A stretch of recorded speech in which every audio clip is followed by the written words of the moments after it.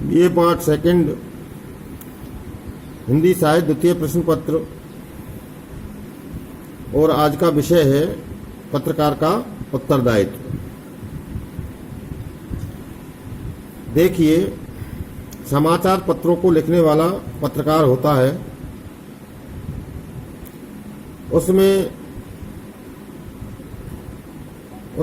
अर्थात समाचार पत्रों में सत्यता अधिकाधिक हो, इसके लिए पत्रकारों के कुछ उत्तरदायित्व होने चाहिए। इस हेतु संयुक्त राज्य अमेरिका में कुछ प्रयास किए गए थे, उनके उदाहरण देते हुए हम यहाँ विवेचना करेंगे। जैसा कि संयुक्त राज्य अमेरिका संसार के उन देशों में है जहाँ के संविधान ने प्रेस की स्वाधीनता का उल्लेख किया है। वहाँ के समाचार पत्रों ने अपनी स्वाधीनता को प्रकट करने के लिए और उनके द्वारा समाज की सेवा करने के लिए बड़े बड़े घोटालों का भंडाफोड़ किया है। यह बात सिद्ध है। जो काम अन्य देशों में नहीं हो सके वो अमेरिका में इसलिए संभव हो सके कि वहाँ का संविधान समाचार पत्रों को अपने अधिकार बरतने की अधिकतम आज़ादी देता है। लेकिन वहाँ पर भी पत्रकारों के दायित्व का सवाल उठा और द्वितीय विश्व युद्ध के बाद हंचिस आयोग ने पत्रकारों के दायित्वों की चर्चा की।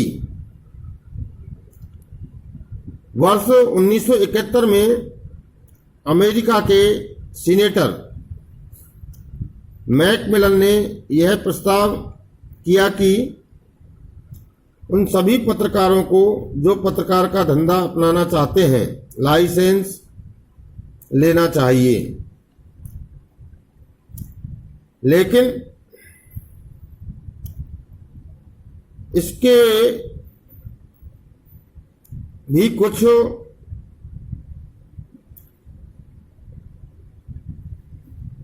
दायित्व होने चाहिए।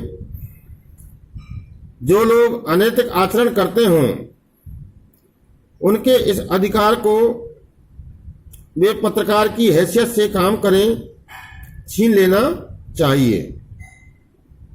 ऐसा भी होना चाहिए।